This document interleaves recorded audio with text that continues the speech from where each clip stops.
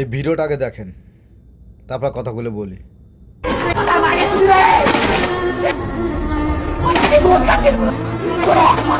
আচ্ছা, পৃথিবীর মানচিত্রে দেখছেন কোনো এরকমের কোনো এয়ারপোর্ট আছে যে প্রবাসীগার মাল এইভাবে চুরি করে কিংবা এইভাবে চেক হয় বাইরে?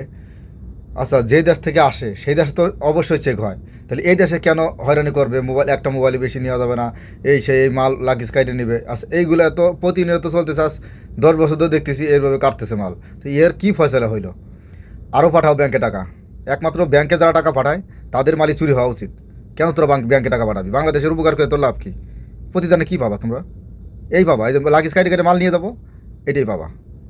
এরপর আর কী করবা? কোনো বিচার বাচার হয়েছে? এর কোনো ফয়সলা হয়েছে পর্যন্ত? আজ কত বছর ধরে দেখতেছি একই অবস্থা। মাল চুরি হইতেছে, মাল এইগুলো চেক করে এই স্বর্ণ বেশি নেওয়া যাইতেছে না, আবার ওই মোবাইলে একটার জায়গায় দুইটা নেওয়া যাইতেছে না। এই অবস্থা। এখন তোমাদের কী করবা করো? ব্যাংকে টাকা পাঠাবা না হুন্ডিতে টাকা পাঠাবা?